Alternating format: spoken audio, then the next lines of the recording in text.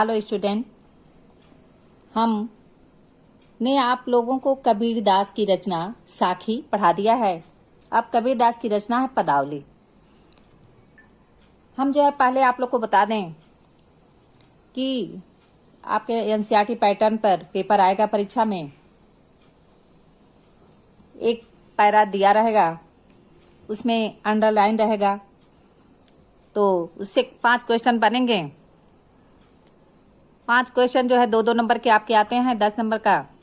पहला क्वेश्चन उसमें आएगा कि पाठ का शीर्षक और कवि का नाम लिखिए या संदर्भ लिखिए। फिर दूसरा क्वेश्चन रहेगा रेखांकित अंशों की व्याख्या कीजिए। इस प्रकार तीसरा क्वेश्चन कुछ भी उसके पद के अनुसार, इसे जितना भी हम व्याख्या पढ़ाते हैं, जो हम व्याख्या समझाएंगे उससे आपका 5 क्वेश्चन बनेगा। तो जो पहले पढ़ा दिए हैं उसमें भी ऐसे ही पैटर्न पे पेपर आएगा, व्याख्या से ही 5 क्वेश्चन आपको पूछा जाएगा। तो हम आज जो है बता रहे हैं कबीर दास की रचना पदावली।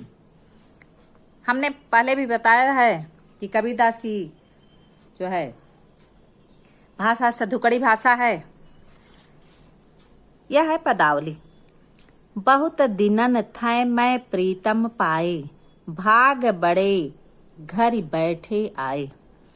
इस पद में परमात्मा और जीवात्मा के मिलन से उत्पन्न होने वाले आनंद का कबीर दास ने वर्णन किया है। कबीर दास जी कहते हैं कि बहुत दिनन थै मैं प्रीतम पाए, कि मैं जीवात्मा बहुत दिनों के बाद प्रियतम रूपी परमात्मा को प्राप्त कर सकी। अर्थात जन्म जन्मांतर की जो है जन्म जन्मांतर की साधना के बाद ही परमात्मा से मिलन का सौभाग्य प्राप्त कर सकी। भाग बड़े घर बैठे आए। यह मेरा बहुत बड़ा सौभाग्य है कि प्रियतम मेरे घर पर ही आ गए। मंगल चार माहि मन राखूं, राम रसायन रसना चाखूं। जीवात्मा कहती है कि मैं प्रिय के आगमन की प्रसन्नता में, प्रिय के आगमन की प्रसन्नता से मन ही मन मंगल गीत गाने लगी। मंगल चार माहि मन राखूं। जीवात्मा कहती है कि मैं प्रियतम परमात्मा के आगमन की प्रसन्नता से मन ही मन मंगल गीत गाने लगी। राम रसायन रसना, रसना जो जिह्वा, जो मेरी जिह्वा है, ईश्वरी आनंद का आस्वादन करने लगी। मंदिर माहि भया उजियारा, ले सूती अपना पीव प्यारा। मंदिर, मेरे मन रूपी मंदिर में क्या हो गया? ज्ञान का प्रकाश फैल गया। ले सूती अपना पीव प्यारा। मैं अपने प्रिय स्वामी को साथ लेकर मिलन का सुख भोगने लगी। मैं रन राशि जे निधि पाई, हम ही कहा यह तुम ही बड़ाई। जीवात्मा कहती है कि मुझ जैसी अकिंचन जीवात्मा के लिए परमात्मा की रन राशि निधि, परमात्मा की प्राप्ति का खजाना मिलने जैसा है। इस असाधारण उपलब्धि का कारण मेरी योग्यता नहीं है, बल्कि हम ही कहा यह तुम ही बड़ाई, बल्कि परमात्मा की उदारता और महानता है। कहे कबीर मैं कछु न किन्ना, सखी सुहाग राम महि दिन्हा। इसमें जीवात्मा कहती है कि उसे तो जो सुहाग मिला है, यह परमात्मा ने उस पर कृपा करके दिया है। यहाँ जो श्रेय है परमात्मा की दयालुता को दिया गया है, जीवात्मा के किसी गुण और साधना को नहीं। जीवात्मा कहती है कहे कबीर मैं कछु न किन्ना, सखी सुहाग राम महि दिन्हा। इसमें कबीर दास जी कहते हैं जो जीवात्मा है वह कहती है कि उसे जो सुहाग मिला है, यह परमात्मा ने उसके ऊपर कृपा करके दिया है। जीवात्मा के किसी गुण और साधना के कारण उसे वह प्राप्त नहीं हुआ है, बल्कि यह श्रेय जो है परमात्मा की दयालुता का है। अब हम आगे देखते हैं अगली पदावली। संतो भाई आई ज्ञान की आंधी रे, भ्रम की टाटी सबे उड़ाड़ी, माया रहे न बाधी रे। इस पद्यांश में कवि ने कहा है कि ज्ञान प्राप्त होते ही जो मोह पर आधारित समस्त विकार होते हैं वह क्या होते हैं, नष्ट हो जाते हैं। संतो भाई आई ज्ञान की आधी रे। इस पद के माध्यम से कबीरदास जी ने बताया है इसमें कि जो ज्ञान है वह बहुत महत्वपूर्ण है। ज्ञान के महत्व को प्रतिपादित किया है। कहते हैं कि हे संत भाइयों, मेरे जीवन में ज्ञान रूपी आंधी आ गई है। भ्रम की टाटी सबे उड़ाड़ी, माया रहे न बाधी रे। इससे मेरे जीवन में जो छाए भ्रम रूपी छप्पर थे वह क्या हो गए, सबे उड़ाड़ी। इस ज्ञान की आंधी में क्या हो गया, उड़ गया। माया रहे न बांधी रे। जिस तरह आंधी आने से जो टाटी होती है वो क्या होती है, उड़ जाती है। उसी प्रकार ज्ञान की आंधी जो है भ्रम रूपी पर्दे को क्या करती है, उड़ा देती है। माया जो है वहां टिक नहीं पाती है। दुचिते की दोई थुनी गिरानी, मोह बलिंडा टूटा। कहते हैं कबीरदास जी कहते हैं कि जब तेज आंधी के वेग से जो छप्पर में दो थुनी लगी थी वह क्या हो गई, तेज आंधी के वेग से छप्पर में जो थुनी लगी थी वे भी गिर गए। इसका आशय है, कहने का मतलब है कि ज्ञान की आंधी से मोह और आसक्ति के स्तंभ भी ढह गए। और तीसरा छानी परी घर ऊपरी, कुबधि का भांडा फूटा। तृष्णा रूपी छप्पर को संभालने के लिए जो मोह रूपी सहतीर लगा था उसका भी वह भी टूट गया। अर्थात मेरा जो अहंकार था वो भी समाप्त हो गया। मेरे घर के ऊपर जो तृष्णा रूपी छप्पर पड़ा हुआ था उस छप्पर के गिरने से जो कुबधि का भांडा फूटा। जो छप्पर के गिरने से झोपड़ी में जो रखे हुए कुबुद्धि रूपी बर्तन थे वह क्या हो गए, भांडा फूटा, वह कुबुद्धि रूपी बर्तन फूट गए। जोग जुगत करी संतव बांधी, निरचू चुए न पाड़ी। कवि कहते हैं कि साधु संत ने योग की युक्तियों एवं सद्वृत्तियों की सहायता से शरीर रूपी छप्पर को मोह माया रूपी रस्सी से युक्ति पूर्वक बांधा था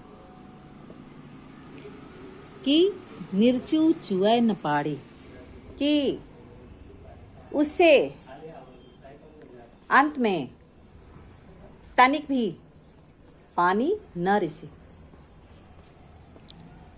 कूड़ कपट काया का निकसा, हर की गति जब जानी। इसमें कबीरदास जी कहते हैं कि मेरे मन से, मेरे हृदय से जब अज्ञानता का, कूड़े और कपट का अर्थात अज्ञानता, जब हमारे मन से, हमारे हृदय से अज्ञानता दूर हुई तो हर की गति जब जाड़ी, जब मैंने ईश्वर को जाना। आधी पीछे जो जल बूठा, प्रेम हरि जन भीना। कबीरदास जी कहते हैं जब ज्ञान की आंधी आई उसके बाद जो जल की वर्षा हुई तो प्रेम हरि जन भीना। मैं उस ईश्वर के प्रेम जल में पूर्णतः मग्न हो गया। मैं ईश्वर के प्रेम रूपी जल में क्या हो गया, पूर्णतः आनंद में लीन हो गया। कहे कबीर भान के प्रगटे, उदित भया तम जीना। कबीरदास जी कहते हैं उसी प्रकार जैसे भान के प्रगटे, जैसे सूर्य के प्रकट होते ही उदित भया तम जीना, जो तम है, जो अंधकार है, उसी प्रकार क्या होता है, लुप्त हो जाता है।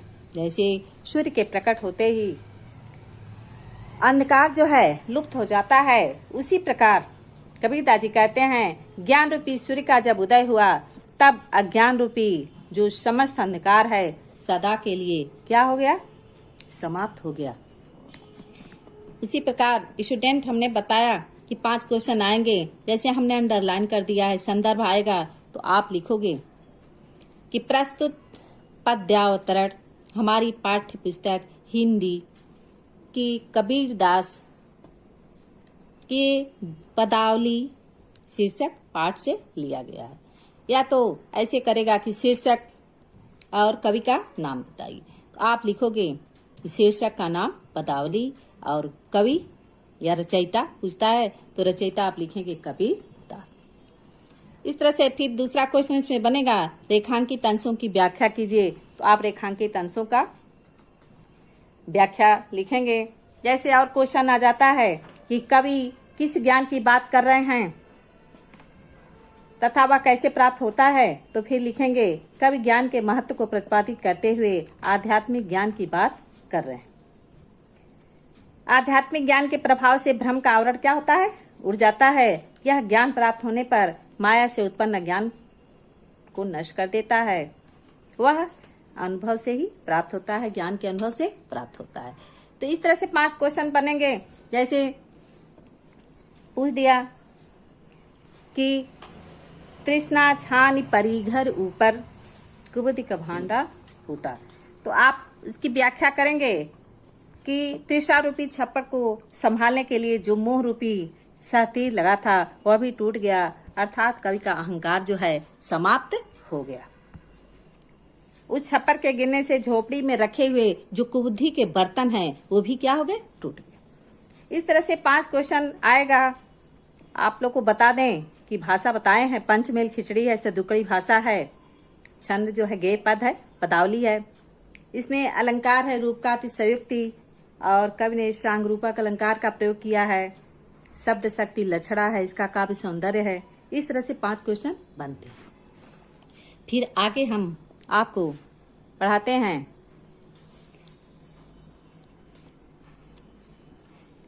पंडित बाद बंद ते झूठा, राम कहया दुनिया गति पावे, खांड कहया मुख मीठा। इसमें कबीरदास जी कहते हैं कि जो पंडित हैं, जो ज्ञानी हैं, उनकी बातें क्या है, झूठी हैं। पंडित जो है बहुत बताते हैं, ज्ञानी बताते हैं, वह सब झूठ है। राम कहया दुनिया गति पावे,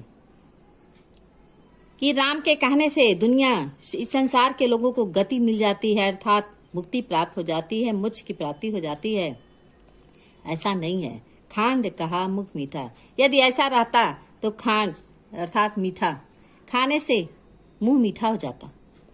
पावक कहया पांव जे दाज है, पावक अग्नि का नाम लेने से क्या होता, पैर जल जाता।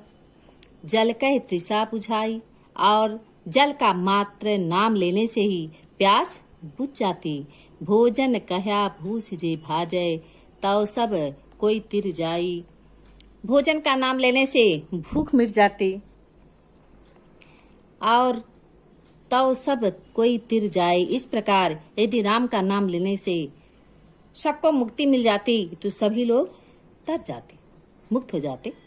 नर के साथ सुआ हरि बोले, हरि परताप न जाड़े।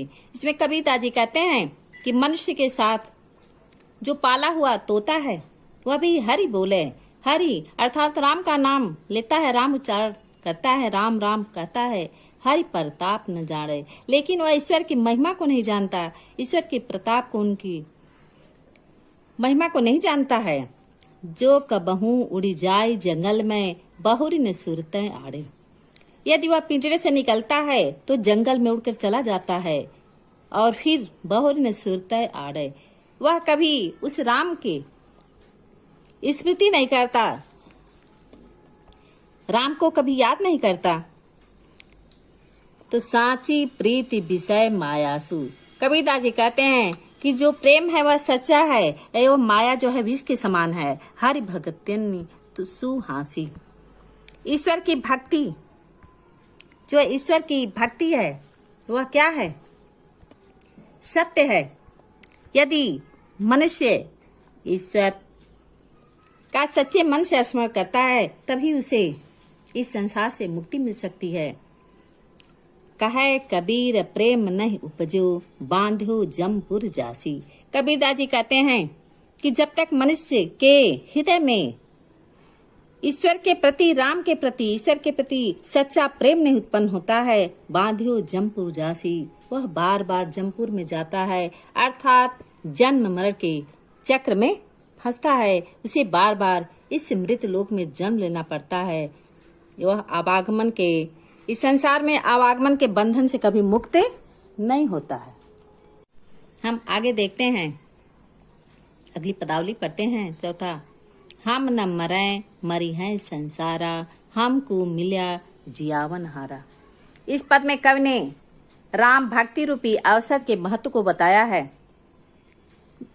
वे कहते हैं कि जो इस औषध का पान कर लेता है वह अमर हो जाता है। कौन सी औषध? राम नाम रूपी औषधि का जो पान कर लेता है वह अमर हो जाता है। जो संसार में अन्य जीव होते हैं बार बार जन्म लेते हैं और मरते हैं, लेकिन जो राम नाम रूपी औषध का पान कर लिया वह कभी मरता नहीं। देखिए, हमको मिला जियावन हारा, हम न मरे मरी है संसारा। इसमें कवि ने कहा है कि हमें तो जियावन हारा, हमें तो वह प्रभु मिल गए, वह राम की महिमा प्राप्त हो गई। हम कभी मर नहीं सकता, मैं कभी मर नहीं सकता। मरने वाले तो सांसारिक लोग हैं जो बार बार क्या करेंगे? मरेंगे। हम न मरो मरने मन जाना। कबीरदास जी कहते हैं कि इस संसार लोगों की मृत्यु होगी, वे ही मरेंगे। उनकी मृत्यु इसलिए नहीं होगी क्योंकि उन्हें वह चिरंजीवन प्रदान करने वाला वह राम, वह प्रभु मिल गया। उनके मन में हम न मरो मरने मन जाना, उनके मन में यह बात बैठ गई है कि वे मृत्यु से नहीं मरेंगे। मरते तो केवल वे हैं जो राम नाम रूपी अवसर का पान नहीं किया है। इस संसार में राम को न जानने वाले ही मरते हैं। हम अब न मरो मरने मन माना, ते मुए जिन राम न जाना। वे मरेंगे जो राम को न जानने वाले हैं, वे ही मरते हैं। और क्योंकि उन्होंने परम तत्व प्रभु राम का साक्षात्कार नहीं किया, प्रभु राम को न जानने वाले शाक्त मरेंगे। परंतु साकत मरे संत जन जीवे, भरी भरी राम रसायन पीवे। हरि मरी हैं तो हमहू मरी हैं, हरि न मरे हम काहे को मरी हैं। इसमें कबीरदास जी कहते हैं कि साकत मरे, जो शक्ति के उपासक हैं वे मरेंगे, परंतु राम को जानने वाले उनके जो भक्त हैं वे कभी नहीं मरेंगे। वे क्योंकि वे भरी भरी राम रसायन पीवे, क्योंकि वे राम रूपी रसायन औषध का पान करते हैं, राम रसना का पान करते हैं, इसलिए वे कभी मर नहीं सकते। हरि मरी हैं तो हमहू मरी हैं। इसमें भक्त की भगवान से एकाकारिता हो जाती है। कभी भगवान के भक्त है, इसलिए उनकी मृत्यु तभी होगी जब भगवान मरेंगे। हम हरि मरी हैं तो हमहू मरी हैं, हरि न मरे हम काहे को मरी हैं। इसमें कबीरदास जी कहते हैं कि भक्त की भगवान से एकाकारिता हो जाती है। कवि जो है भगवान जिस प्रकार अमर है, तो जब भगवान नहीं मरेगा तो वह कभी मर नहीं सकता, इसलिए उनकी मृत्यु तभी होगी जब ईश्वर मरेगा। कहे कबीर मन मन ही मिलावा। कबीरदास जी कहते हैं कि हे जीव, अपने मन को मिला लो। किसके मन से? उस परमात्मा के मन से मिला लो, अमर भय सुख सागर पावा। कबीरदास जी कहते हैं कि अपना मन राम के मन से मिला लो। मिला लिया है, अपने को कहते हैं कि मैंने अपने मन को राम के मन से मिला लिया है, इसलिए उन्होंने अमृत चिर आनंद की स्थिति प्राप्त कर ली है। अमर भय सुख सागर पावा, मैं अमर हो गया, उस सुख रूपी सागर को प्राप्त कर लिया, अर्थात चिर आनंद की स्थिति प्राप्त कर ली। आगे हम देखते हैं, काहे री नलनी तू कुम्भलानी, तेरे ही नाली सरोवर पानी, जल में उत्पत जल में बास, जल में नलनी तोर निवास। इसमें कबीरदास ने जीव एवं ब्रह्म के संबंधों का वर्णन किया है। जीव और ब्रह्म के संबंधों का वर्णन करते हुए कबीरदास जी कहते हैं, इन्होंने कमलनी को जीव का प्रतीक माना है और जल जो है ब्रह्म का प्रतीक है। तो कवि जो जीवात्मा रूपी कमलनी है उसको संबोधित करते हुए कहते हैं कि हे कमलनी, काहे री नलनी तू कुम्हलानी, हे कमलनी तुम क्यों कुम्हला रही हो। तेरे ही नाल सरोवर पानी, क्योंकि जो कमलनी होती है उसकी डांडी जो है तालाब के पानी के अंदर है, फिर उसे तरलता की कमी क्यों महसूस हो रही है।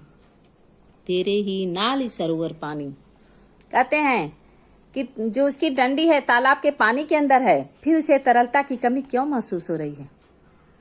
जल में उत्पत्ति जल में बास, जल में नलनी तोर निवास, कहते हैं कि उसकी उत्पत्ति जो है जल से हुई है, जल में वह निवास करती है और अपने जीवन के अंत में वह उसी जल में विलीन भी हो जाती है। ना तली तपति न ऊपर आग, तो रहेत कहु काशन लाग, कहे कबीर जे उदिक समान, ते नहीं मुए हमारे जान। इसमें कवि कहते हैं कि उसके मुरझाने का कारण क्या हो सकता है। कमलनी के मुरझाने का कारण क्या हो सकता है, क्योंकि ना तो तालाब का जल गर्म है, ना तली तपत न ऊपर आग, ना तालाब का जल ही गर्म है और न ऊपर से आग बरस रही है। कवि कहना चाहते हैं कि निश्चय ही कमलनी को अपने जीवन का आधार उस मूल स्रोत जल से प्रेम नहीं रहा। तो कहते हैं कि वह किसी और से प्रेम करने लगी, तोर के तू कहु काशन लाग, वह किसी और से प्रेम करने लगी इसलिए वह मुरझा रही है। कहे कबीर जे उदिक समान, कबीरदास जी कहते हैं कि ऐसे ही जीवात्मा भी परमात्मा से उत्पन्न होती है और मृत्यु के बाद उसमें विलीन हो जाती है। उन्हें जब तक परमात्मा से प्रेम होता है तब तक वे आनंद की अवस्था में रहते हैं, किंतु जब उन्हें सांसारिक विषय वासना से प्रेम रहता है तो क्या होता है, तो वे दुखी हो जाते हैं। ते नहीं मुए हमारे जान, कबीरदास जी कहते हैं कि जिनकी आत्मा परमात्मा रूपी जल में समाई या लीन रहती है वे कभी मर नहीं सकते हैं। ते नहीं मुए हमारे जान, वे कभी मर नहीं सकते हैं। इस प्रकार स्टूडेंट 5 क्वेश्चन आता है, एनसीईआरटी पैटर्न पर पेपर आ रहा है, आपको हमने बता दिया, हमने व्याख्या समझा दिया, इसी से 5 क्वेश्चन बनेंगे। पहला क्वेश्चन आपको हमने बताया जैसे आएगा, प्रस्तुत पद्यांश में जो है कवि किससे या क्या प्रश्न कर रहा है, कोई भी क्वेश्चन बन सकता है, तो आप उस अनुसार लिखेंगे कि प्रस्तुत पद्यांश में कमलनी को प्रतीक बनाकर कवि जीवात्मा से प्रश्न कर रहे हैं कि तू क्यों दुखी है। तेरा संबंध तो परमात्मा से जुड़ा हुआ है, जैसे कमलनी का जो है सरोवर के जल से जुड़ा हुआ है, उसी प्रकार जो है क्वेश्चन आएगा जैसे रेखांकित अंशों की व्याख्या कीजिए। रेखांकित है, काहे री नलिनी तू कुम्हलानी, तेरे ही नाल सरोवर पानी। उस प्रकार आप लिख देंगे कि जीवात्मा रूपी कमलनी को संबोधित करते हुए कवि कहते हैं कि हे कमलनी तू क्यों कुम्हला रही है, क्यों, तुम्हारी डांडी तो तालाब के पानी के अंदर है, फिर उसे तुम्हें तरलता की कमी क्यों महसूस हो रही है। तुम्हारी उत्पत्ति तो जल से हुई है, तुम जल में निवास करती हो और अपने जीवन के अंत में उसी जल में विलीन हो जाती हो। इस प्रकार रेखांकित अंश की व्याख्या लिखोगे। इस प्रकार से आ सकता है कि पद का माने शीर्षक और रचयिता का नाम लिखिए। आप लिख देंगे शीर्षक, आप जानते हो पदावली, और इसके बाद रचयिता कबीर दास। इस प्रकार 5 क्वेश्चन बनेगा। जैसे ऊपर हमने बताया, हरि मरी हैं तो हमहू मरी हैं,